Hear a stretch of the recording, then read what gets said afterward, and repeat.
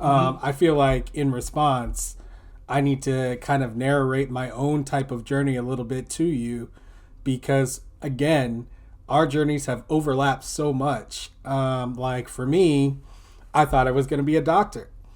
Mm. Both my parents were nurses, registered nurses, worked at Duke Hospital. And, I grew up, they put a lab coat on me when I was 10 years old, like put me in the hospital, shadowing doctors, like Mm-hmm. with the sleeves coming over my hands, and just Mm-hmm. learning, and, preparing me, had the SAT scores, had the grades, the AP courses and the whole shebang. And I went into my first semester of undergrad in a PWI in a chemistry lecture class.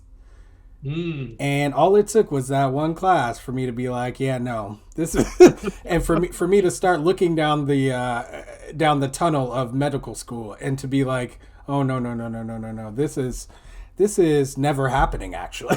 Like, it was the first time actually in my life that like I looked at a goal I had set for myself and realized that like it was almost definitely unattainable by me from this, not due to like my lack of ability, but due to my actual circumstances. And that is what made me realize like I never really thought about it. So then I was kind of like you, I was a little bit aimless. I Mm-hmm. did think about enlisting myself, but I didn't quite get there.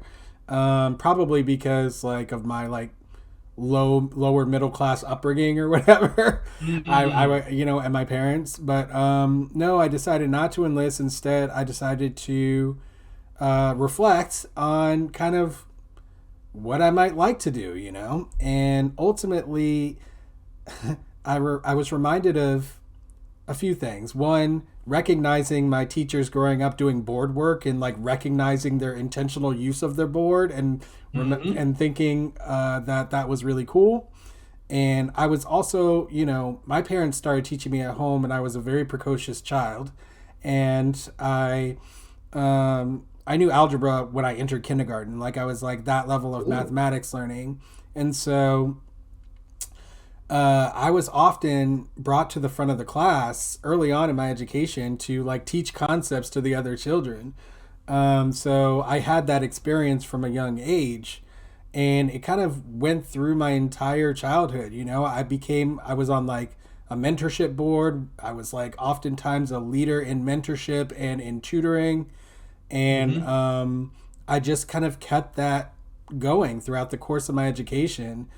Um, and then I also taught other classes, like in undergrad as well. Like I was a TA, obviously. I Mm-hmm. also did worked with the Pride Network, who did LGBTQ education for the community, and so I did a lot of work like that.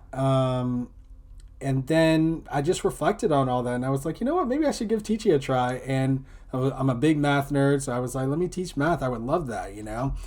Um, but actually, sorry, let me back up. I did think about that, but actually, I settled on teaching English at first. I should say that, Wow. yeah, because when I entered college, I was like, you know what, I'm already good at math. Let me try my hand at becoming a better writer because I was not good, and I knew I was not good. And once I had that knowledge, for me, that's like a challenge. So, so yeah, I took the challenge on. I majored in English, but I took a bunch Gotcha. of advanced math courses on the side. So when I applied to be a New York City teaching fellow, um, and be placed into one of the high need areas in New York City, they called me up and they were like, "Hey, so we were looking at your transcript here, and we see you've taken all these math courses. We desperately need math teachers. Will you please think about becoming math instead of English?" And that's how much of my career I ended up teaching math. I now currently teach both mathematics and English. And English. Yeah, so I'm like the only employee at my college who is qualified to teach both. In fact, now because I took that winding road. So yeah, I got the undergrad degree in English, the master's degree in math education.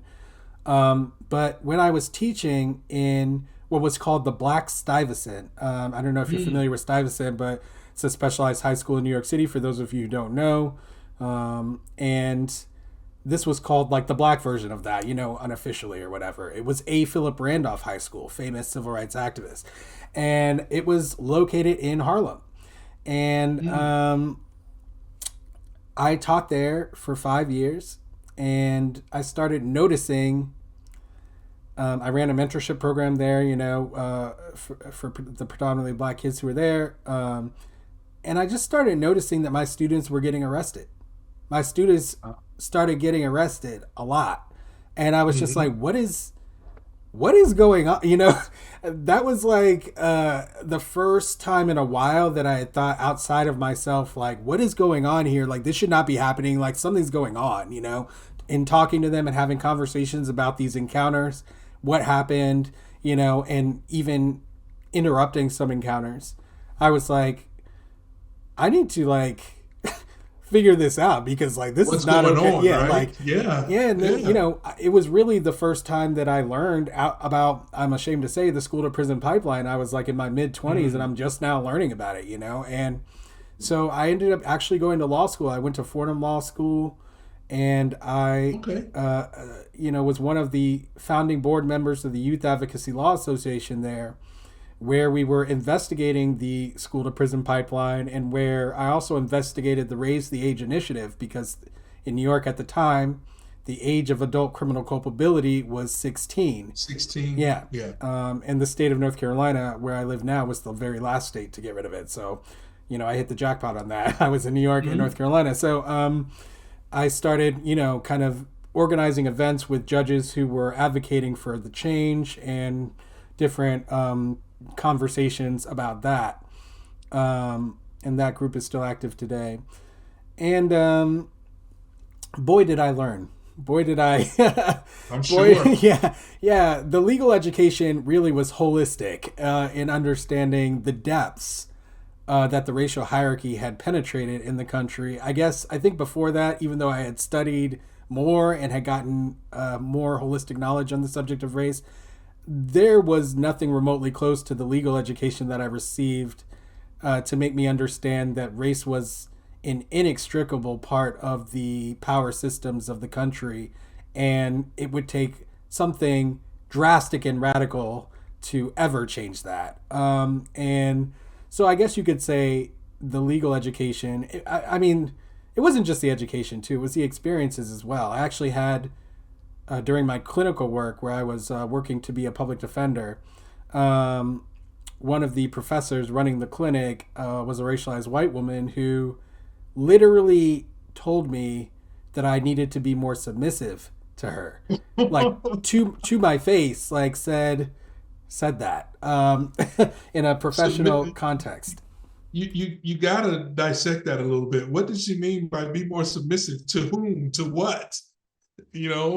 What? I mean, she literally said to her, like, like to her, like she was in charge of the program. She perceived me as not being submissive enough to her somehow. Interesting. Yeah. And then basically this was during a conversation, like when you want to do the clinical program 2 semesters in a row, you have to have a conversation with them because it's very unusual. But for people who have decided this is the career path they want to go down, they allow exceptions. 2 of my colleagues had already gotten exceptions, 2 racialized white colleagues.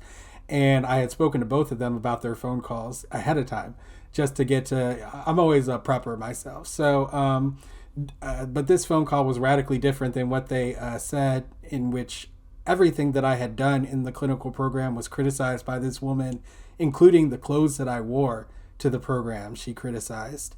And it was during that conversation she said if she was going to allow me to be back in the clinic, I would need to be more submissive to her.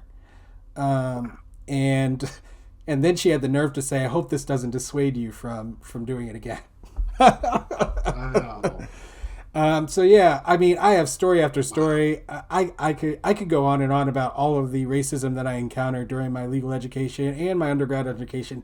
I used to have racialized white students come to me and tell me that in classes where I was not there, that they felt something racial happened that involved me. Yep. So like, I mean, yeah, when people try to say and I'm sure you encounter it all the time on social media, that racism is not as bad as people say, that racism is over. These people who say these things, they have no concept of like the depth of, frankly, depravity and despotism that racism can conjure. And No, they don't. yeah, They don't.